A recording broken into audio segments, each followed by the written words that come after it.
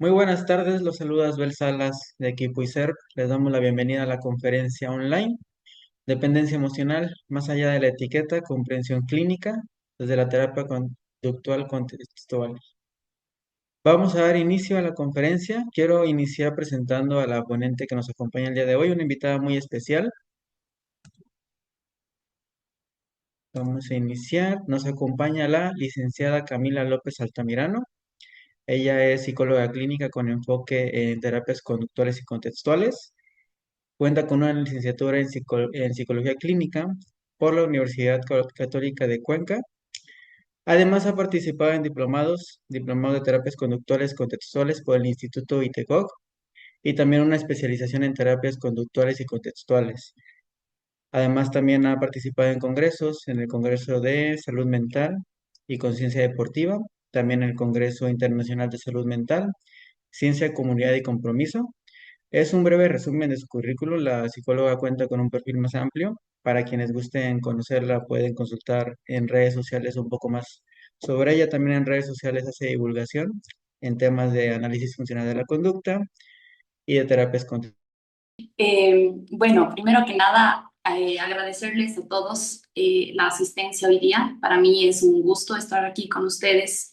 Creo que más allá de cualquier cosa, para un terapeuta poder mostrar lo que hacemos dentro de terapia es muy grato, obviamente con el debido eh, respeto hacia nuestros consultantes y la confidencialidad que ellos merecen, pero eh, muchas veces lo que sucede dentro de la universidad o dentro de algunos espacios es que la información es muy teórica y por lo tanto nos deja un poco sin mucho espacio el momento en que ya tenemos que salir y aplicar nuestros conocimientos dentro de la clínica. Así que esta es una breve introducción de lo que se tocará en el curso que pues sale en septiembre. Y básicamente, ¿por qué inicié este artículo? Primero que nada, me pasó que dentro de consulta tenía muchísimos casos de personas que venían con la etiqueta dependencia emocional, apego ansioso, apego ambivalente, etcétera.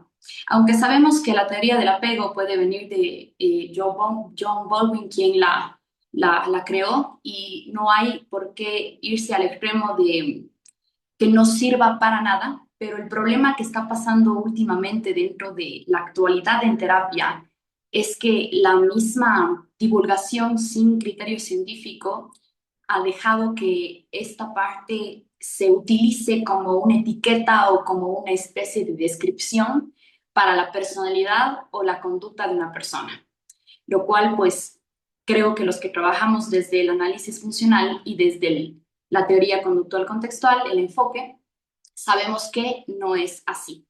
Entonces voy a empezar, voy a compartir pantalla para que podamos ver un poquito las diapositivas que les he traído y empecemos con esto. Igual creo que va a haber un espacio de preguntas después, pero si es necesario, pueden tranquilamente poner su pregunta también mediante el chat. Entonces, más allá de la etiqueta, análisis funcional de un caso clínico, dependencia emocional o apego ansioso. La dependencia emocional, lo que nos ha dejado a nosotros los clínicos la mirada es el hecho de pensar que una persona, al caracterizarse con esa etiqueta, puede pensar que todas sus relaciones o cualquier tipo de vínculo que haga puede ser exactamente así. Y entonces es una etiqueta muy rígida y no le da espacio a una persona realmente a buscar más allá de lo que podría crear con vínculos o con relaciones. ¿Estamos comprendiendo la conducta o solo etiquetándola? Y es justamente de lo que sale todo este análisis. Realmente creo que algo que tenemos que tener mucho cuidado como terapeutas es creer que porque le damos un nombre a algo, entonces le damos una intervención. Una cosa no tiene nada que ver con la otra. La intervención de algo es entender el problema de mi consultante, es poder poner objetivos para mi consultante y que él también los ponga a medida de lo que se necesite y por supuesto también planificar la intervención concreta para que esta persona no necesite regresar a la terapia. Eso es algo que es un poco para muchas personas dentro de lo que normalmente se vende en esa terapia un poco más, no sé cómo llamarla, la verdad no creo que tenga un nombre específico, pero más marketing, por así decirlo, en donde todos tenemos que ir a terapia, todos necesitamos ir a terapia y todos tenemos que, terapia es canasta básica, etcétera, etcétera, no es tan así. Los que sabemos y los que trabajamos bajo enfoques de evidencia científica, sabemos que lo que más nos agrada a a los terapeutas es la sesión en la que se termina la terapia. ¿Por qué? Porque le pude explicar, le pude enseñar, pudimos llegar a objetivos y esa persona puede seguir haciendo su vida normalmente como la ha estado haciendo, con muchas más habilidades y herramientas. El objetivo de esta ponencia viene de tres. Primero, analizar el caso clínico desde el análisis funcional de la conducta, explicar los procesos de aprendizaje implicados en la importancia de este caso y comprender la función de una conducta o un conjunto de conductas más allá de una etiqueta diagnóstica. ¿Por qué pienso que es súper importante basarnos en el análisis funcional? Nosotros tenemos que entender que cuando trabajamos bajo enfoques de evidencia, algo importantísimo es saber que no vamos a ir a la ciega nunca. O si es que alguna vez pensamos, creo que quizás algunos dentro de la universidad lo pensamos, eh, tal enfoque me da tantos conocimientos y entonces lo puedo replicar en diferentes consultantes. Pero la realidad es que el análisis funcional es completamente distinto. ¿Por qué? Porque lo que nos da es la individualización del problema de una persona y a la vez, paradójicamente, nos hace notar las conductas dentro de un contexto en donde la persona se está desarrollando. Los procesos de aprendizaje son básicamente la base del análisis funcional. Siempre digo que si es que quieren aprender a hacer análisis funcional, necesitan ir a las bases que obviamente vamos a tocar un poquito en esta conferencia. Y comprender la función de una conducta. Creo que es importante decir que cuando los terapeutas conductuales hablamos de conducta, no solamente hablamos de lo que podemos ver que la persona hace, sino también hablamos de pensamientos, emociones y cualquier tipo de situación que se pueda convertir en una conducta verbal, es decir, entre comillas, interna. Pero muchas veces dentro de esas mismas conductas internas que no vemos, que la persona no está haciendo delante de nosotros, sí moldean las cosas que la persona luego hace delante de nosotros. Y entonces, para llegar a esto, tengo la presentación de este caso.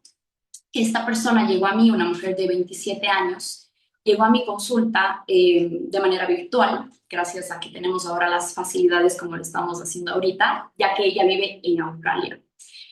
Una de las cosas que íbamos analizando dentro de las sesiones con ella era esa ansiedad intensa en las relaciones cercanas, era también el miedo al abandono que presentaba, eran las conductas reiteradas a la búsqueda del contacto, la sensación de no poder vivir sin otra persona y obviamente se encuentra dentro de una relación intermitente.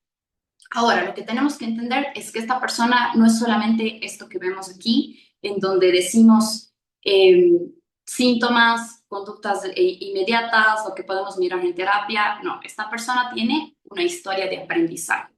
Por eso es muy importante saber que cuando muchas veces se ha tratado de limitar el análisis funcional o decir que es incompleto o que deja ciertas cosas por fuera, estamos en lo incorrecto, porque el análisis funcional justamente tiene una parte en donde mide historia de aprendizaje. La gran diferencia de los conductuales con otros enfoques es decir, que esa historia de aprendizaje no es el único factor determinante para todas las conductas que una persona haga en su vida adulta. Y entonces vamos a la historia de aprendizaje de esta persona. Primero analizando, esta persona tiene o tuvo una infancia donde el padre estuvo bastante ausente. Un padre que tuvo que emigrar por situaciones económicas y que básicamente se contactaba con ella vía telefónica y muchas veces enviando ciertos tipos de obsequios. Una madre emocionalmente distante. Luego de que el padre se fue, la mamá no pudo lidiar muy bien con esa ida y entonces tuvo que centrarse en situaciones de evitación. Bebidas alcohólicas, un consumo de drogas, bastante parejas, digamos, diferente tipo de parejas, las cuales eran presentadas a mi consultante como tu figura paterna actual. En la adolescencia vivió vínculos muy intensos en donde claramente si yo tengo una infancia en donde veo que mi mamá no pone ciertos límites emocionales con las personas, puedo replicar o puedo tomar eso como, mira, así funcionan las cosas y entonces caigo en el mismo patrón, entre comillas. Vínculos intensos y miedo a un distanciamiento. Claramente ella encontraba los espacios en donde todo lo que había surgido del abandono del padre, de la mamá emocionalmente ausente, lo trataba de encontrar en amigos, en parejas, así mismo, pero nunca tuvo relaciones sanas desde el punto de vista de siempre se quedó en grupos donde no le gustaba estar, simplemente porque lo que buscaba era tener atención y que sentir que no perdía el vínculo. Ella vive en Australia, lo que complica muchas veces los casos, que es el contexto. Porque ella se fue a vivir a Australia porque la mamá empezó a enfermarse de Alzheimer. Y al tener ella siempre una relación tan evitativa con su madre y al tener miedo al mismo abandono, no podía lidiar con la enfermedad de la mamá. Por lo tanto, decidió retirarse a Australia donde lamentablemente todo esto se reforzó. Encontró de nuevo este sistema en donde los amigos eran su familia. Y entonces, si no tengo fuentes de red de apoyo por un lado, busco por otras, ¿ok? ¿Qué pasó aquí? Que pues los vínculos estaban muy deteriorados en Australia y lamentablemente ella tampoco veía o no veía la posibilidad de regresar a Ecuador. Entonces, de ahí conoce a esta persona, la persona de la cual les comento que tiene pues una relación intermitente. Esta persona era todos esos patrones de conducta que estamos nombrando, todo en una sola persona. Tenía mucha facilidad para lograr que ella sienta un apego muy grande, pero a la vez que ponía muchos límites donde ella podía sentirse que tenía que recuperar de nuevo esos vínculos. Y mostrándoles la historia de aprendizaje de esta persona, mostrándoles un poco cómo se va a empezar a trabajar, voy a proceder a explicar qué es el análisis funcional de la conducta, porque sé que pues a estas alturas ustedes dirán, ok, ¿cómo metemos el análisis funcional ahí? Entonces, el análisis funcional de la conducta es una herramienta y un procedimiento dentro de las terapias conductuales. Todo esto está basado en evidencia, es decir, lleva muchos años en investigación. Por lo tanto, es importante saber como terapeutas que si tenemos la posibilidad de trabajar con lo más rigurosamente científico que se pueda, lo tenemos que hacer. Normalmente, o básicamente lo que vemos es que el análisis funcional se basa en estímulo, respuesta y conducta, y por eso pueden decir que es reduccionista, pero estímulo, respuesta y conducta pueden ser un millón de cosas. Y ahí es donde el análisis funcional se vuelve muy complejo, pero a la vez muy detallado a la hora de intervenir mediante él. Entonces, lo que vamos a analizar básicamente en esta consultante son estímulo, respuesta, conductas, con todo lo que en esa complejidad se mencionará. Pero antes de explicar cómo se trabaja específicamente, también vamos a explicar las bases del análisis funcional. Aquí tenemos el condicionamiento clásico, que es básicamente mi querido amigo Iván Pablo, al cual creo que todos los psicólogos deberíamos admirar muchísimo. Iván Pavlov era un fisiólogo y era un fisiólogo que no le interesaba nada de la psicología al inicio porque él estaba estudiando la fisiología en los perros, nada relacionado con psicoterapia. Pero dentro de lo que él estaba estudiando, él estudiaba la salivación de los perros al momento de que los perros estén expuestos al estímulo comida. Y contaba con un metrónomo. Ahí vemos una campanita en la pantalla, pero en realidad es un mito, no había tal campanita, lo que era un metrónomo. Él utilizaba un metrónomo en donde se empezó a dar cuenta que ya no era necesario mostrarle la comida al perro para que el perro empiece a salivar. Y ahí fue donde se quedó pensando en ¿qué significa esto? ¿Cómo logré que ese perro asocie un metrónomo con te voy a dar comida? Y ahí descubrió el condicionamiento clásico, que es el que nos permite ver cómo ciertos estímulos adquieren la capacidad o adquieren una respuesta en concreto. Y esto nos va pasando a todos en nuestra vida. Luego lo voy a explicar cómo nos pasa a todos diariamente, pero lo que podemos ver en mi consultante es que había condicionamiento clásico en ciertas cosas que generaban ansiedad. Que por cierto, la ansiedad es un proceso tanto fisiológico como psicológico. Entonces, estaríamos dentro de esa métrica en donde Pavlov investigaba fisiología y psicología, silencios, distancias, demoras y ambigüedad relacional. Para mostrarles el condicionamiento operante, quiero que ustedes piensen, perdón, el condicionamiento clásico, quiero que ustedes piensen en ese sonido del auto en donde hace muchos años no existía para ponerse el cinturón, ¿ok? No existía en los autos eso, no existía ese pip, pip que nos avisaba el cinturón. En este momento existe y la tasa de que las personas utilicemos el cinturón gracias a ese sonido es muy alta, pero nunca nos hemos preguntado por qué funciona. Funciona porque es condicionamiento clásico, ¿ok? Asociamos un estímulo neutro, es decir, un estímulo que por sí solo no tiene significado, es decir, pip, pip, pip, no tiene significado con si me pongo el cinturón, eso se calla. Entonces, empezamos también a actuar no solo psicológicamente, sino fisiológicamente el momento en que es automático. Yo cojo, me pongo y hay silencio total.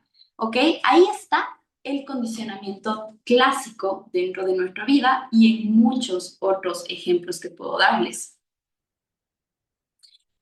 Y pues luego venimos con, obviamente no podemos saltarnos a el famoso Skinner. Él fue el que creó o el que básicamente descubrió el condicionamiento operante, ¿ok? Y es súper importante porque la diferencia del operante con el clásico es que el operante necesita todo el tiempo reforzamiento. El clásico se puede asociar incluso en cuestiones en las que no nos damos cuenta, como les estoy mostrando del cinturón. Pero el operante necesita que todo el tiempo esté en constante refuerzo. Te quito, te doy, lo hago con un poco más de conciencia.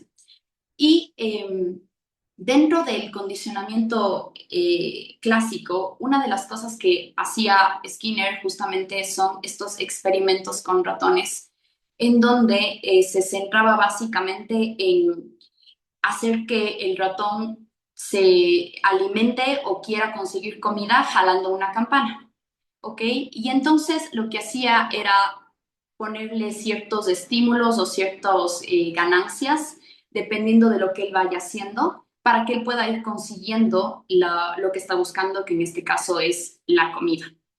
Esto obviamente se trabajó mediante mucha experimentación y bastante tiempo de experimentación, no fue rápido ni al azar y justamente eso es algo que explicamos también nosotros dentro de la consulta a los consultantes. Esto no se crea de la noche a la mañana, pero cuando se crea es muy difícil, no imposible, pero difícil de romper. Entonces ahí es donde viene nuestro trabajo como terapeutas. El condicionamiento clásico, yo les traje este ejemplo, que no sé si han visto esta película, pero básicamente aquí nos muestra mucho el refuerzo porque es una chica que llega a un colegio en donde ella nunca había experimentado una situación así, pero hay también una chica muy popular, lo cual todos quieren imitar y todos quieren seguir. ¿Y por qué todos quieren imitar y todos quieren seguir? Porque todos quieren seguir ese mismo reforzamiento, ¿ok? Y entonces vemos que esta chica que llega aquí, que no tenía idea de nada, se empieza a moldear por el contexto. Y si antes no le importaba la popularidad, ahora ya le importa la popularidad. Si antes no le importaba vestirse quizás más sexy, pues ahora lo hace. Si antes no le importaba el maquillaje, el perfume, las joyas, pues ahora lo hace. Y todo para entrar dentro de un grupo que está reforzando todas estas conductas. Sí, lo hacemos todos también a medida de lo sociable. Podemos quizás salir de aquí, de esta ponencia y pensar en, mira, ¿por qué soy amigo de mis amigos? Quizás hay mucho reforzamiento, ¿ok?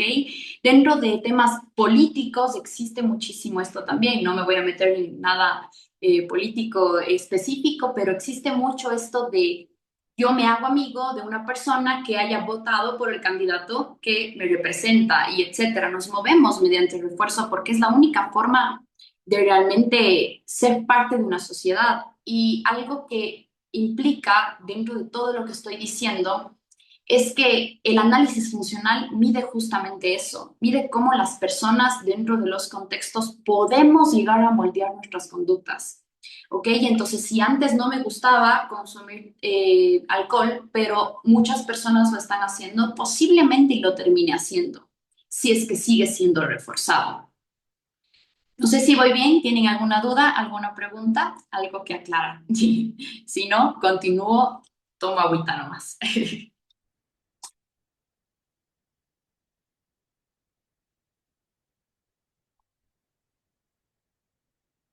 Ok, lo que tenemos que entender del reforzamiento, del reforzamiento es que siempre crea la consecuencia de que una conducta se repita. Si algo refuerza, algo se va a repetir. Pero también tenemos que entender que dentro del reforzamiento hay dos clases. Está el reforzamiento positivo y el reforzamiento negativo. Para que no haya mucha confusión en esto, porque es a veces un poco complicado el momento en que lo diferenciamos, pero básicamente el reforzamiento positivo sería cuando yo le doy algo a una persona que es agradable para esa persona y entonces lo va a querer seguir consiguiendo porque se le hizo agradable. En cambio, en el reforzamiento negativo, lo que vemos es que le podemos dar algo a una persona, pero algo que le quita algo desagradable. Puede ser bueno, puede ser malo, eso queda mucho a una subjetividad de la situación, pero en realidad le podemos dar un chupete a un niño que está haciendo un berrinche y entonces ese niño va a dejar de hacer el berrinche, es decir, le di algo, pero también que quité algo desagradable que era el berrinche, lo que le estaba pasando al niño en el momento que estaba haciendo el berrinche. Esto crea dos escenarios. La una, que yo pueda reforzar positivamente y que yo pueda reforzar negativamente. ¿Ok? Y cuando hablamos de dependencia emocional, lo que está existiendo es mucho refuerzo negativo. ¿Ok? Cada vez que mi consultante tenía esa ambigüedad en su relación, lo que podría llegar a hacer es conductas de recuperar el contacto. Entonces, Camila no me escribió, le escribí yo 5 veces y sí me logró responder. Refuerzo negativo, ¿por qué? Porque cada vez que él respondía a la 10ª vez, entonces decíamos, se está quitando algo desagradable ella, se está quitando la ansiedad, se está quitando la sensación de miedo al abandono, se está quitando un montón de situaciones en las que ella se siente de nuevo cómoda. Todo esto que estoy explicando, tenemos que entender que siempre es a corto plazo, nunca es a largo plazo y por eso lo volvemos a necesitar, porque estamos dentro de dinámicas que nos obligan y nos dicen, mira, tú lo hiciste una vez, te funcionó, vuelve a hacerlo, ¿ok? Y luego tenemos el refuerzo intermitente, que es básicamente, algunas veces estoy y algunas veces no estoy. ¿Y qué más dependencia emocional que eso? A ver, tengo una pregunta, dice, espera un momento. Ya les metí mis dedos en la cama.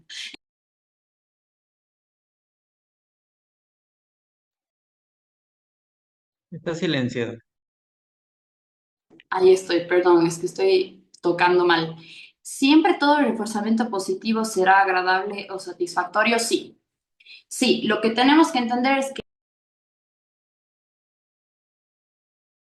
ay, perdón, lo que tenemos que entender es que lo positivo siempre va a ser algo agradable, pero no desde el concepto, ¿cómo explicarlo? No me refiero a que sea agradable porque la persona, por así decirlo, porque yo sienta que estoy dando algo agradable, sino que muchas veces la persona cuando lo adquiere es algo agradable. No, precisamente, sino que mantiene la conducta. A ver, no, ¿cómo lo explico? Lo agradable para la persona en el refuerzo positivo, claro que puede ser de muchas cosas, pero no lo que nosotros consideramos agradable. No sé si es que queda claro ahí. Más allá de que haya una generalización de qué es agradable o qué no es agradable para las personas, tenemos que, ahí entra mucho el análisis funcional, entender cómo una persona divide su concepto de agradable, ¿ok? Ahí no sé, a ver si me puedes ayudar, creo que están hablando en el chat, pero no puedo leer, no sé por qué. Sí, yo lo leo. Comenta Denis, el Ujú. refuerzo negativo sería evitar la ansiedad y como refuerzo positivo sería ganar tranquilidad. Mm, eh, Depende, es que lo que sucede es que, por ejemplo, a ver, Denis, te saludo porque te conozco. Depende porque cuando tú puedes hablar de quitar ansiedad, o sea, de evitar la ansiedad, posiblemente lo que esté pasando es que la persona no se esté dando cuenta que está evitando la ansiedad. O sea, en términos, digamos, teóricos podría funcionar, pero también tenemos que llegar a la conclusión de cómo la persona está realmente relacionándose con eso. No sé si me hago entender. Ahí que dice el reforzador negativo no genera resultados. No, claro que sí. Perdóname, no leo. Asbel, ¿me puedes ayudar? Y dice, el reforzador negativo no genera un resultado agradable porque se elimina lo desagradable.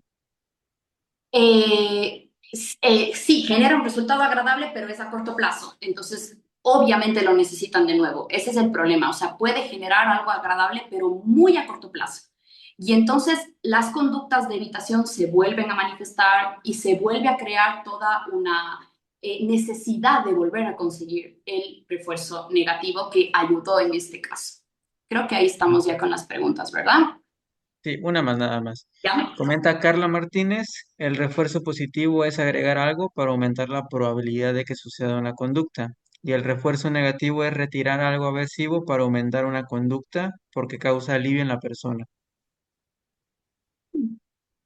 Sí, pero yo metería algo más importante ahí, que es cuando yo retiro algo agradable, o sea, perdón, algo desagradable, tengo que entender también que la persona no lo va a ver como agradable. O sea, no es que ella va a decir o él va a decir, ah, que chévere que me estén quitando el refuerzo negativo. No, en realidad lo que va a lograr es que se pelee con esa sensación porque lo que le estamos quitando a la persona es algo desagradable, pero muy a corto plazo y entonces lo vuelve a necesitar. No sé si estamos bien. Continúo. Y continuamos y como quieres, si van saliendo preguntas, las podemos dejar para el final. Más que nada Ya, para no frenar la estructura de la conferencia. ya, perfecto. Entonces, en el refuerzo intermitente pasa eso. ¿Qué sucede? Muchas veces las personas podemos ver el refuerzo intermitente en unos ejemplos incluso más vivenciales, por así decir. Esa maquinita que ustedes ven ahí, en donde las personas meten dinero y luego vuelven a apostar y como que es un juego de no acabar y por eso son tan famosos los casinos en Las Vegas, crea eso, porque muchas veces sí pueden llegar a ganar y entonces la probabilidad de que alguna vez ganaron o obtuvieron algo se aumenta y vuelven a seguir jugando. ¿Por qué pongo Charlie y la fábrica de chocolates? Primero porque es una de mis películas favoritas, pero más que nada porque ahí está el refuerzo intermitente completamente.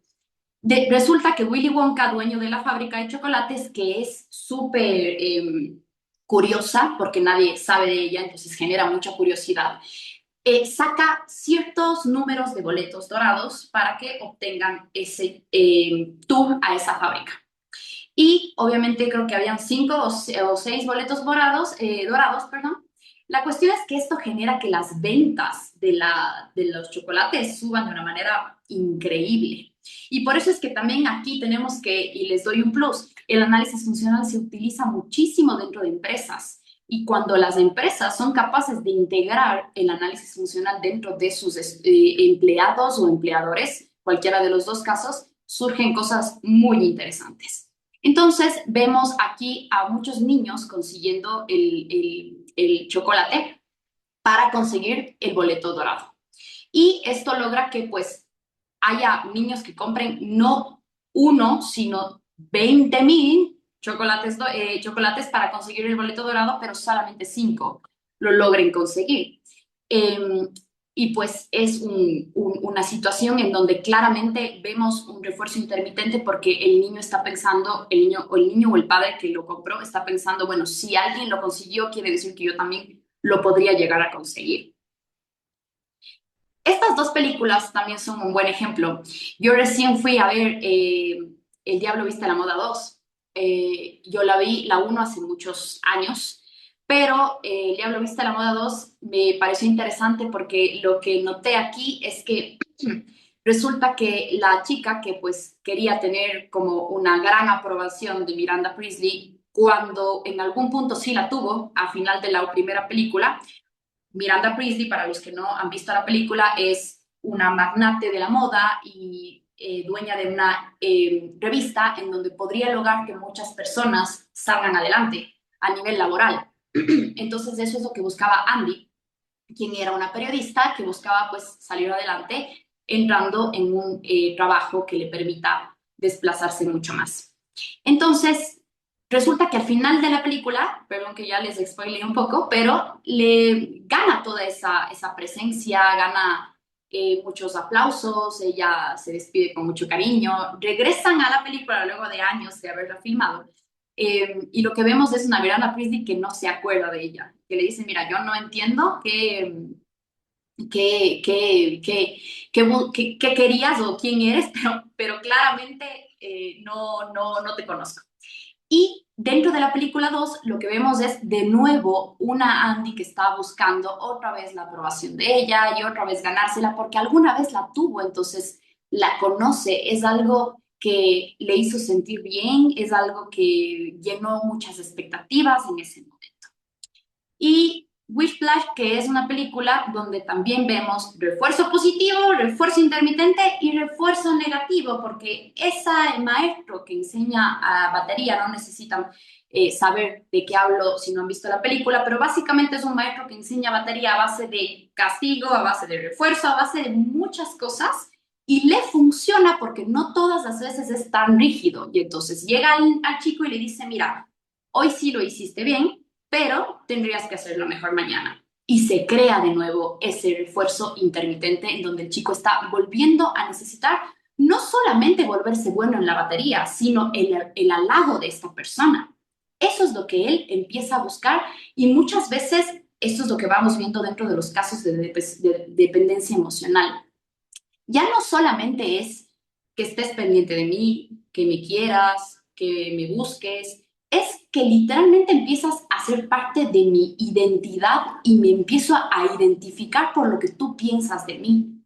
Y entonces, básicamente lo que sucede es que muchas de las partes de mi personalidad se van moldeando gracias a que todo lo que tú me digas o todo lo que tú hagas vas a tener mucho poder al hacerlo y al decirlo. Y es justamente lo que le pasaba a mi consultante. Lo que tenemos que entender dentro de terapia con los consultantes que vienen por dependencia emocional y vienen ya con la etiqueta es que necesitan o van a tratar de integrar esto dentro de la terapia. ¿ok? Si es una conducta que no está aislada, porque no es solamente la conducta individualizada en la persona, sino ella dentro de un contexto, lo que va a necesitar es generar dependencia de la terapia. Y ahí como consultantes, como terapeutas, tenemos que estar muy pilas en estas situaciones, porque no podemos ser nosotros quienes terminemos reforzando la misma dependencia. Vamos ahora con el segmento conductual analizado en este caso. Lo que vimos es el distanciamiento interpersonal, el que no le respondía mensajes, se alejaba del contacto, tenía cambios en la interacción, es decir, a veces te trato bien, a veces te trato mal, ¿ok? ¿Cómo respondía ella? Ella respondía con ansiedad, con angustia, con miedo al abandono y las conductas de búsqueda de contacto. Le mandaba una imagen, le llamaba, le revisaba el teléfono, le pedía que salgan, trataba de retomar ese vínculo. Las consecuencias, lo que sucedió aquí es que, claro, en estas búsquedas de contacto había disminución de la ansiedad, había refuerzo negativo, como les indico, y la recuperación de la interacción social. ¿Qué quiere decir esto? Que básicamente ella se volvía a sentir parte de. Cuando él le sacaba de su vida, como esa persona empezó a generar, no solamente, como les digo, desde la parte de halagos y cariños, sino también la identidad de esa persona, entonces ella sentía que cuando él se iba, se perdía, no había nada ahí. Y ahí vienen las conductas verbales. Ella muchas veces repetía, él nunca ha dicho esto a nadie. Por ejemplo, te amo. Camila, el te amo es algo que él no le dice a nadie y entonces me lo dice a mí. Pero una de las preguntas que nos hacemos los terapeutas es, mira cómo ella está generalizando una idea para seguir teniendo mucho más validez sobre lo que siente. Ella generaliza y piensa que tiene el control de saber que él no le ha dicho te amo a nadie más cuando no sabe o no puede saberlo nunca. Nuestra relación es distinta, claramente se va describiendo una relación como algo que es único y que funciona de cierta forma y que esa es la realidad a la que tenemos que enfocarnos. No puedo vivir sin esa persona y debe haber algo mal en mí y esa es de las más peligrosas. Porque justamente cuando tenemos dependencia emocional como etiqueta, lo que se empieza a relacionar es debe haber algo mal en mí. ¿Ok? Es decir, yo no puedo tener otro tipo de relaciones. Pero esa no es la realidad, porque lo que tenemos que indicar aquí es claramente, estas son conductas verbales que, aunque cumplen funciones condicionadas, es decir, podrían hacer que que mi consultante tenga una forma de comportarse de manera condicionada, pero no quiere decir que son determinantes de un caso. ¿Ok? No quiere decir que si existen, entonces claramente hay algo mal en ti. ¿Ok? Y sobre todo, como les digo, ella venía de un bagaje muy grande de terapias en donde básicamente le enseñaron que había algo mal en ella. Y entonces la cuestión es que tú tienes apego ansioso, es que tú tienes apego evitativo, es que tú no te amas lo suficiente, es que es porque tú tienes una relación dañada con tu padre y es porque tú eres huérfana de madre y un montón de otras cosas que ella utilizó y seguía utilizando para describir el problema, que claramente como terapeutas tenemos que estar tenemos que ser muy cautelosos a la hora de intervenirlo, porque tampoco podemos llevar a la persona a un punto en donde le digamos, mira, todo lo que te han dicho no es real, o todo lo que te han dicho te han mentido, ¿ok? Tenemos que dar también la autocompasión a esa persona, tenemos que darle la compasión de su proceso y quizás normalizarlo un poquito más, sacarlo un poquito de la patología en la que se le está metiendo, pero tampoco criticándole. Al final, lo que yo siempre trato de entender como terapeuta es que ellos no saben a dónde van. Los consultantes no saben a dónde van. Ellos siempre buscan o siempre van a buscar que su dolor sea menos doloroso. Y nuestra tarea como terapeutas no es criticar la forma en la que intentaron hacer eso, sino quizás explicar toda esta parte, enseñar y obviamente meternos más en la intervención desde nuestro lado y, ¿por qué no?, desde la divulgación podemos hacer otras cosas. Eh, Como les indicaba, la formulación funcional de lo que es la dependencia emocional, lo podemos ver aquí. Está citado Stephen Hicks, el patrón descrito como dependencia emocional o apego ansioso. Puede entenderse como un conjunto de conductas orientadas a regular el malestar asociado a la incertidumbre en las relaciones mantenidas en consecuencias. ¿Qué quiere decir eso? Que no es un patrón rígido, sino que intervienen muchos factores y muchas conductas. Y la generalización del patrón relacional a otros vínculos. Esta parte es muy importante. Una persona que viene con una etiqueta de dependencia emocional básicamente centra la etiqueta en las relaciones amorosas, ¿ok? Pero lo que empezamos a notar, y es bueno que el consultante lo note, mira, esto no te pasa solamente con tu pareja, eso te pasa con amistades, eso te pasa con familia, eso le pasaba con su mamá enferma, porque una de las cosas que ella hacía mucho con la mamá era evitar esas situaciones, pero a la vez sentir cierto alivio cuando no hablaba con la mamá o cuando hablaba con la hermana y la mamá le decía, sí, mi mamá está bien, y entonces se reforzaban todas esas conductas de escape, refuerzo negativo y la evitación experiencial que se estaba haciendo aquí.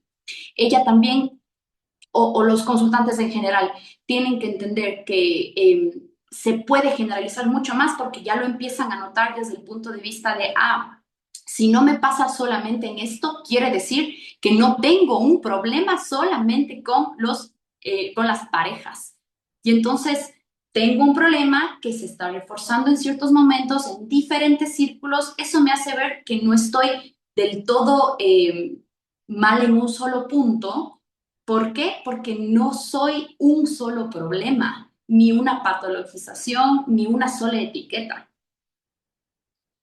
Las conductas verbales, como les decía, que ella planteaba dentro de terapia eran necesito saber qué tengo, muchas veces con base a un diagnóstico, y supongo que a muchos nos ha pasado esto como terapeutas, que llega el consultante a la primera sesión y nos dice necesito un diagnóstico ya, porque yo creo que estoy mal.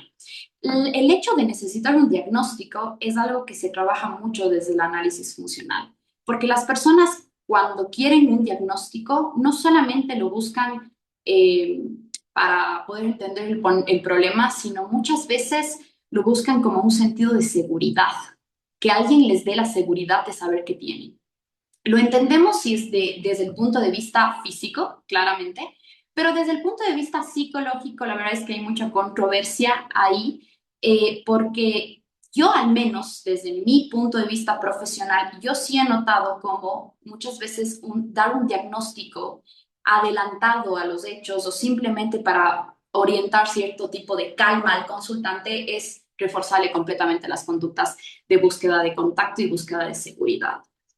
Eh, si supiera qué tengo, podría saber qué hago. La mayor mentira dentro de todas esas terapias. Si me dicen que tengo depresión, entonces voy a saber qué hacer con la depresión. Si me dicen que tengo dependencia emocional, voy a saber qué hacer con la dependencia emocional. La mayor mentira.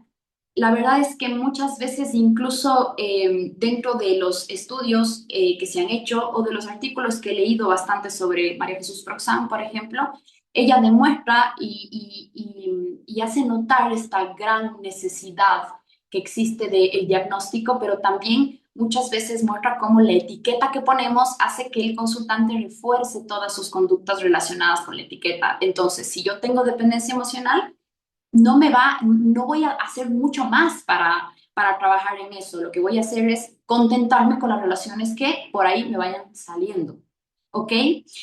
La organización del malestar, es decir, ponía como números, si es que él me hace eso, entonces yo estoy menos mal, más mal, terriblemente mal, etcétera, y se trataba a ella misma como una métrica muy rígida sobre cómo debería estar o cómo no debería estar y cómo se comporta en este caso y cómo se comporta en otro. Explicaciones internalistas, ¿a qué nos referimos con esto? Mi mente me lo dice, es porque lo pienso, es porque lo siento, yo siento que somos el uno para el otro.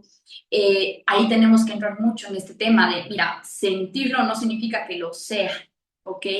Y el riesgo de patologización, por supuesto, que es lo que hemos hablado básicamente todo este tiempo, en donde decimos, ¿qué tanto nos sirve a nosotros como terapeutas dar un diagnóstico si la intervención no va a ser la mejor? o creemos incluso como terapeutas que dando el diagnóstico estamos interviniendo. En la intervención terapéutica que se hizo, pues lo que se buscó fue obviamente la tolerancia a la incertidumbre, el reducir conductas de comprobación, el aumento de la autonomía emocional, es decir, que vaya realmente notando cuáles eran las emociones. Y esto pasa mucho con personas que van muchos años a terapia y entonces empiezan a tener como una necesidad de controlar sus emociones. Y todos aquí sabemos como psicólogos que eso no es posible. No podemos controlar nuestras emociones, lo que podemos hacer es mejorar la manera en la que nos asociamos con ellas. Ampliar fuentes de gratificación. A la final, esta persona en su vida en Australia lo que tenía era muy poca fuente de gratificación por sus vínculos deteriorados. Entonces se amplió un poco hacia la búsqueda de oportunidades laborales, que era algo que le faltaba muchísimo. Pero no le faltaba por faltas de capacidades, sino porque lamentablemente todo este círculo que empezó a generar en ella empezó también a generar como una resignación de las otras sentidos en la vida. Entonces tengo el trabajo que me merezco, no puedo pedir más, etcétera, etcétera. Procesos de extinción en las conductas reforzadas, que es justamente lo que se busca cuando el reforzador deja de ser reforzante, entonces se elimina. ¿Ok? Y algo que claramente aquí lo podemos nombrar como si fuese algo súper sencillo y se dice sencillo, pero no es nada sencillo. Es bastante complicado porque, como digo, existe mucha el sentido de una terapia, muchas veces a las personas cuando van, y yo les digo bastante a mis consultantes, es normal que empiece una sensación como que no me estoy tratando, no me siento tan yo, porque si durante todos estos años he actuado de cierta manera, cambiarlo y modificarlo, pues me puede hacer sentir medio incómoda conmigo mismo, pero es justamente la incomodidad que nosotros tenemos que reforzar en terapia. ¿Ok? Y hacerles notar que si todo lo que han hecho todo este tiempo no ha funcionado para dar mayores respuestas, quizás el problema está en cómo lo van haciendo, sin dejar de lado, por supuesto, el contexto de una persona. La intervención contextual, yéndonos ya a la parte de las terapias contextuales tercera generación, tenemos aceptación y compromiso, DBT, FAB, y ahí no puse en esta diapositiva, pero también se trabajó con RODBT, que es básicamente la ampliación de DBT, dialéctica conductual, que se trabaja básicamente en desregulación emocional, pero RODBT trabaja todo lo que es sobre control emocional. Una persona con dependencia emocional no tiene, dependiendo el caso, no todas las veces tiene desregulación emocional, sino sobrecontrol emocional. ¿Qué quiere decir esto? Que claramente no puede llegar a sentirse mal o no se permite sentir que le extraña, no se permite sentir que no es lo que esa persona pensó que era, no se permite decepcionarse, etcétera, etcétera. Los objetivos conseguidos al finalizar el tratamiento, básicamente para hacerles una síntesis, antes lo que veíamos era mucho control, mucha rigidez, mucha forma de describirse completamente rígida, urgencia y necesidad. ¿Podría regresar la diapositiva a esta de aquí? Y también tenemos después obviamente lo que ya sucedió después de 8 meses de terapia, porque eso fue lo que nos tomó este caso, de nada. Tolerancia, flexibilidad, conductas guiadas en valores, que es algo que tocamos mucho en aceptación y compromiso, y obviamente lo vamos a detallar mucho más en el curso de septiembre. La posibilidad de elegir, porque muchas veces las personas que vienen con etiqueta de dependencia emocional creen que ellos no son los que tienen que elegir, sino que tienen que elegirles a ellos porque me aguantan o me aceptan con todas estas situaciones que yo tengo. Y la posibilidad de explicar su problema, porque es algo que antes, cuando las personas vienen con etiquetas rígidas, no saben hacerlo. La única explicación es la etiqueta. Entonces, explico mi problema. Él hacía esto, yo hacía aquello, acá me pasó aquí, mi historia de aprendizaje, los vínculos en Australia, todo explicado. Ella sabe perfectamente todo lo que está sucediendo en su vida. Y obviamente todo lo que es eliminar explicaciones rígidas, como por ejemplo, esto me pasa solo a mí, o esta relación es así porque es especial, o él me ha dicho que me ama solamente. Perdón, esta ya está. Obstáculos terapéuticos a considerar, y esto es lo que decía un poquito hace algún momento. Tenemos que evitar reforzar conductas de dependencia dentro de sesión.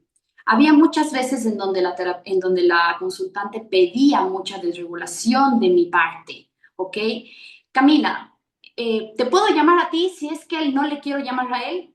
No podemos lograr. Tenemos que entender nosotros que más allá, y algo que aprendí recién en la conferencia de María Jesús Roxán en Quito, ella dijo algo muy mágico que fue para mí impactante.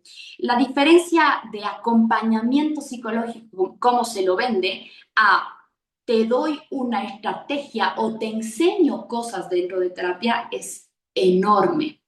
¿Por qué? Porque realmente no solamente acompaño, yo enseño. Los terapeutas enseñamos, ¿ok?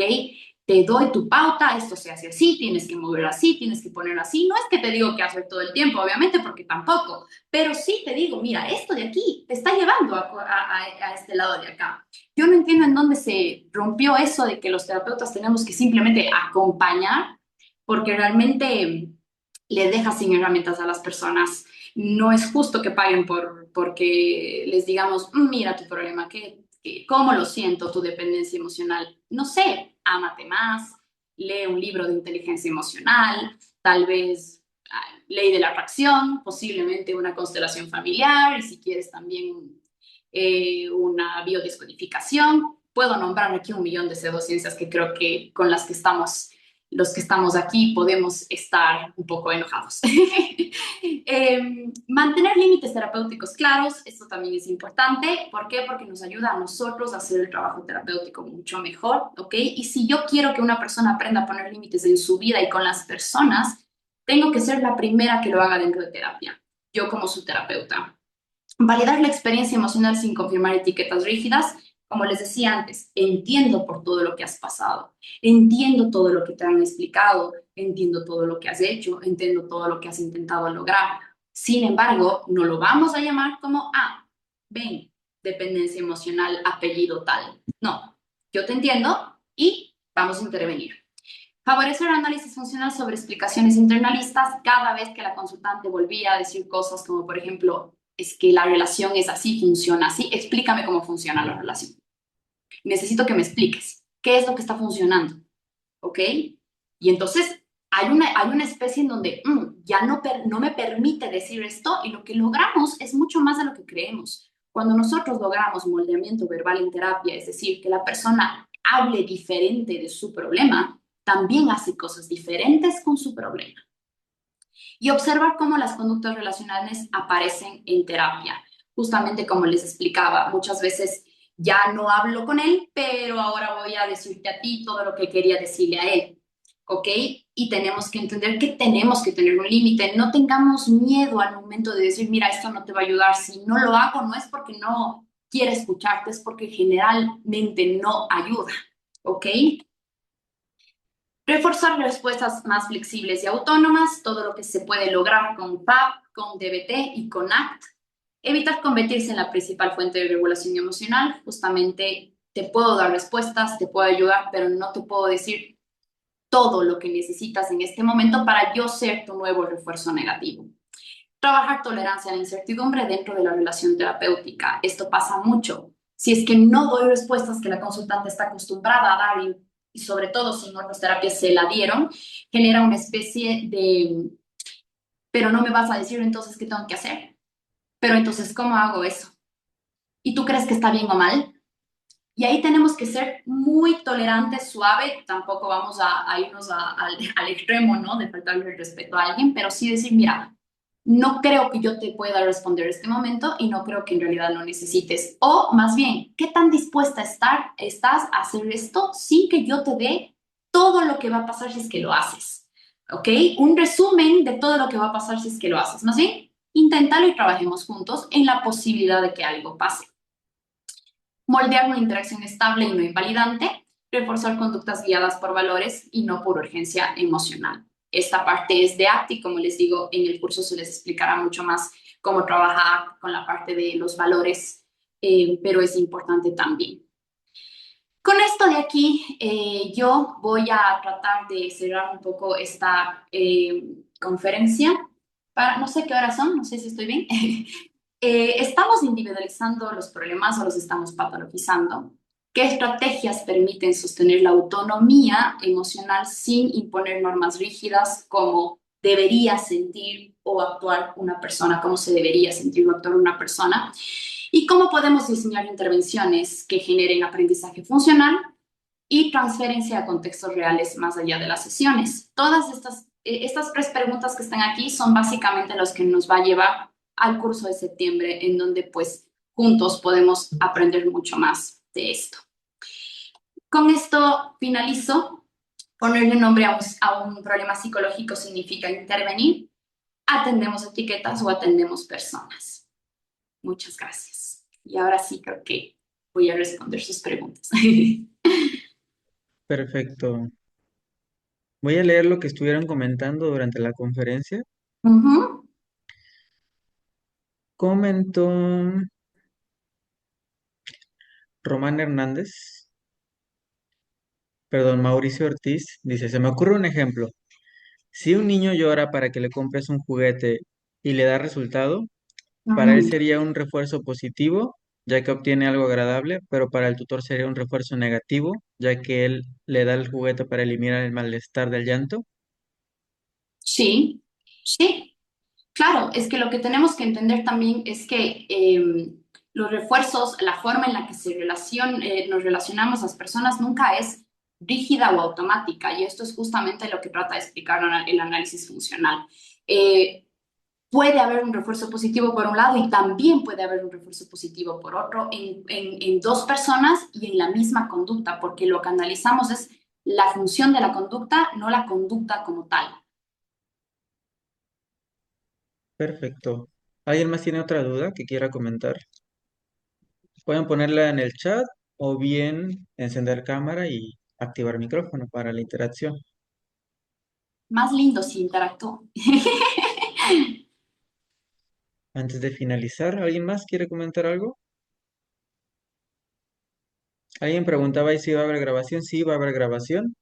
Probablemente la otra semana comunicamos ahí por el grupo donde vamos a subir la grabación. Va a estar en YouTube, pero para que puedan acceder a ella. Comenta Al- Denis Lastra. Ah, adelante. Ahora sí. La Camila, ¿cómo estás? Te agradezco mucho por justamente por la presentación. Estaba bien curioso de que ya de esta presentación también te pedí el artículo que habías publicado y me pasaste por Instagram. Te agradezco un montón.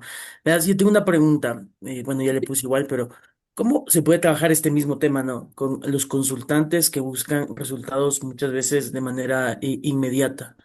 ¿Sabes? Una forma que no pueden procesar o no pueden tolerar muchas veces el proceso terapéutico, ¿no? Y lo ven también como algo negativo, el mero hecho de que, ok, no me siento bien a la semana o no me está funcionando, o muchas veces quiero el resultado inmediato porque no, me quiero distanciar un poco de estas conductas que me están haciendo, me están evitando, como tú dijiste, la ansiedad o estos reforzadores Ujú, negativos. ujú. ¿Cómo se trabaja con ellos? Ya, muchas gracias por tu pregunta, Denis, y para mí también es un gusto verte aquí hoy día. A ver, creo que algo que es súper importante primero y va más para los terapeutas que para los consultantes es perder el miedo a incomodar. Resulta que cuando la ansiedad de un consultante se presenta en terapia, normalmente lo que sucede, así no queramos y trabajemos mucho tiempo en esto, nos pone ansiosos a nosotros. Y entonces podemos cruzar un error, por así decirlo, en donde por sentirnos con esa sensación de, ¿y ahora cómo le respondo? ¿Cómo digo? ¿Cómo hago que se sienta mejor? Puedo terminar reforzando, puedo terminar respondiendo de una manera que no sea tan buena. Ahora, entiendo la parte en la que me dices que sí, pasa mucho, que muchos consultantes eh, incluso pueden verle a un proceso terapéutico como cierta aversión por el mismo hecho de sentir que no se les responde inmediatamente o que no se les da una pauta de cómo hacer las cosas. Pero ahí iríamos mucho a RoDBT y les recomiendo que lean mucho esta técnica y esta terapia porque justamente nos metemos en esta parte en donde decimos, ¿qué más puedo hacer en este lado sino hacerle preguntas al consultante? Mira, ¿qué pasaría o qué harías tú si yo te respondo exactamente lo que tienes que hacer? Eso también muchas veces hay en ACT, que también funciona parecido. Ya se los voy a escribir para que quede más claro. Pero básicamente la cuestión es que lo primero, nosotros tenemos que medir mucho la activación emocional que tenemos frente a los consultantes y la segunda, cuando vemos este tipo de cosas en donde el consultante me pide como, mira, haga, pero dime qué hacer o dime cómo lo hago, cómo lo entiendo. Tenemos que ir también a la naturaleza de la situación, normalizar la experiencia. Es decir, yo entiendo que te estás sintiendo así. Yo sé que para ti es difícil que yo no te dé respuestas. Me meto un poquito más en esta parte en donde, pero normaliza tu experiencia. A cualquier persona que le estuviese sucediendo esto, si lo vieras desde afuera, posiblemente tampoco le dieras una respuesta inmediata, posiblemente tampoco le pidieras que tenga una respuesta inmediata. Todo esto, y muchos consultantes coinciden, no digo que sean todos, pero coincide que puede ser por sobrecontrol. ¿Ok? Y entonces, como no me gusta sentirme mal, tampoco es que quiero ir a terapia a sentirme mal. Un poco también lleva la tergiversación de que terapia es para sentirse bien y estar regulados y volar en nubes de algodón, lo cual no es real, pero básicamente son esas tres cosas, ¿ok? Primero, te recomiendo leer bastante ProDBT, que es para sobrecontrol. Segundo, ver la manera en la que nos estamos activando frente al consultante, no dejar que esa ansiedad nos desestabilice a nosotros o nos ponga a nosotros ansiosos, porque eso se nota o se siente dentro de nuestras consultas.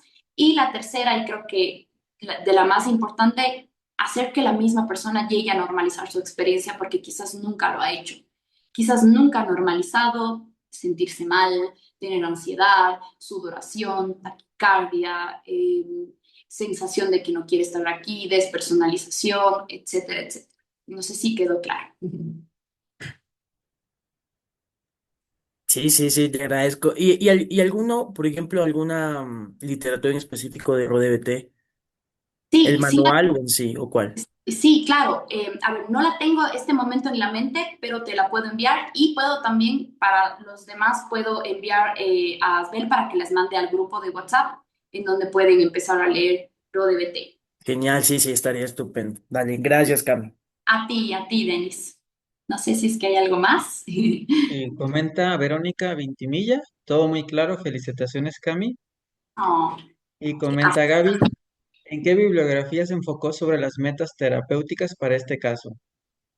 a ver, como una bibliografía en particular, no, muchas bibliografías sí, pero básicamente todo lo que tenga que ver con análisis funcional, que pueden empezar, como yo les digo, si es que quieren empezar en análisis funcional, les recomendaría no empezar desde el análisis funcional puro, por así decirlo, sino desde las bases con las que fue formado, en este caso, condicionamiento clásico, condicionamiento operante. Tenemos que entender que para hacer análisis funcional bien hecho, tenemos que aprender a diferenciar refuerzo intermitente, refuerzo negativo, refuerzo positivo, castigo, variables disposicionales. Obviamente todo esto también en el curso de septiembre se va a abordar con mucha más claridad, pero no hay una bibliografía en concreto, sino son muchos años de bibliografías en mi cabeza. Ok, y comenta Gaby, otra pregunta, ¿es cómo delimitar la intervención cuando es AT o DBT o FAB? O sea, ¿cómo delimitar la intervención entre Ok, estas tres? sí, entiendo. A ver, lo que tenemos que primero fijar son objetivos con el consultante y desde ahí tú puedes ir notando como dónde puedo intervenir en AC y dónde puedo intervenir en DBT y dónde puedo intervenir en FAB. La idea obviamente no es que tengas un cóctel de ideas en tu cabeza que te hagan perder como el objetivo en particular, pero sí que puedas ayudarte de herramientas, porque lo que nosotros tenemos que entender como terapeutas es que muchas veces cuando planteamos un caso y tratamos de hacerlo solamente desde una dinámica, no, nos podría quedar un poquito corto. Vas aprendiendo a medida de las diferencias en las que vas notando la consulta. ¿Ok? Entonces, si tú ves, por ejemplo, que dentro de una sesión planificaste ACT y la persona, al contrario de lo que pasa en ACT, que es mucho más amigable, por así decirlo, o mucho más centrado en los valores, centrado en la rumiación, Muchas veces los consultantes no entienden que la rumiación es un hábito y entonces no quieren quitarla, sino quieren, entre comillas, aprender a desaparecerla, ¿ok? Tenemos que, por ejemplo, ahí entramos bastante con aceptación y compromiso, pero también entramos con RODBT porque es lo que nos ayuda sobre control. Y también podemos entrar incluso con FAP porque también nos ayuda muchísimo a nosotros como consultantes FAP a notar ciertas características que podemos estar haciendo nosotros como consultantes, como terapeutas, perdón, mal en terapia la utilización de las mismas. Muy bien. Última pregunta. Dana pregunta, ¿cómo se trabaja la historia de aprendizaje del consultante durante la terapia o cuál es el rol de la historia durante el proceso? Ya, la historia de aprendizaje es muy útil y al contrario, como les decía, de lo que se piensa, no es que se elimine y solo nos importa el adulto que vemos en terapia, sino es muy necesaria que la integremos porque lo que tenemos que buscar en la historia de aprendizaje son qué patrones se han mantenido hasta la actualidad. La historia de aprendizaje es muy importante porque nos da la mirada de, ok, aquí se desencadenó, pero tengo que también notar si es que se mantiene en la actualidad. Si se mantiene en la actualidad es un problema que claramente lo tengo que trabajar en terapia yo. Ahora, si el consultante tiene una historia de aprendizaje y hay algo que puede estar como no estar, entonces quizás no le damos tanta relevancia dentro del caso, pero sí a las que se mantienen. Es decir, si mi consultante desde niño evita ciertas cosas, como por ejemplo, no sé, le mordió un perro de niño y entonces hasta la adultez no quiere tener perros porque tiene fobia al perro, es algo que se está manteniendo en la actualidad. Esa es la historia de aprendizaje y lo que nos sirve a nosotros en el análisis funcional. No sé si hay... Perfecto. Por último, no sé si quieras hacerles la invitación al curso. Claro, sí. A ver, bueno, yo, como les digo, muchísimas gracias primero por este espacio. Les agradezco un montón el tiempo. Sé incluso lo importante que es, pues, darse el tiempo de atender un curso, de tomar la paciencia, de quizás que se generen dudas. Pero lo que yo quería plantear aquí es justamente la gran necesidad que tenemos los terapeutas de aprender a intervenir. El curso que vamos a dar en septiembre es básicamente eso, es toda esta literatura que se dio o esta teoría que se dio hoy día, enfocarla a cómo intervenir, a cómo hacerlo bien hecho dentro de terapia.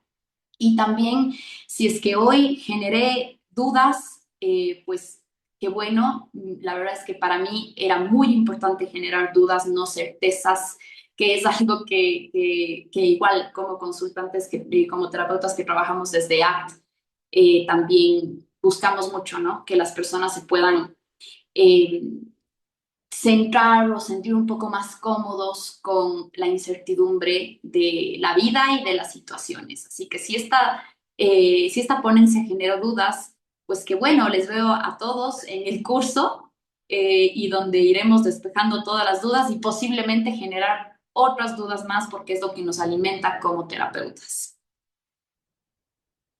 Perfecto, aquí les pongo el póster para quien esté interesado, como quiera, todos, creo que todos están en el grupo de WhatsApp, ahí vamos a subir información y de igual manera comentarles quienes ingresaron a la conferencia no pagarían inscripción en el curso. El costo que aparece aquí de 599 es en pesos mexicanos y es el costo por todo el curso completo. Entonces, para quien esté interesado, ahí que nos mande mensajito para irlo registrando. Y bueno, les agradecemos mucho de parte de ISEP que nos hayan acompañado el día de hoy. Y bueno, que tengan una excelente tarde. Ahí estamos al pendiente en el grupo para informarles de la grabación. Muchas Bueno, gracias. finalizamos. Hasta luego. Que También tengan me buena despido. tarde. Gracias.